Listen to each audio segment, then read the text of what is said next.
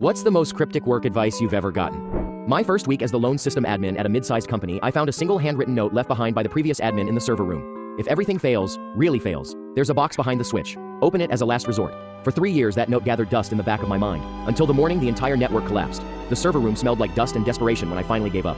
8 hours. That's how long I'd spent crawling under desks, swapping drives, begging the backup server to respond, all while the entire office slowly realized they might not get paid this month.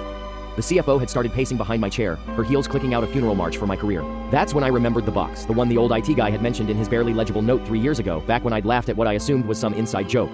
Now I was sprinting down the hallway toward that godforsaken server closet. It was still there. A battered shoebox tucked behind the main switch covered in a decade of grime. The Sharpie letters had faded, but the message was clear.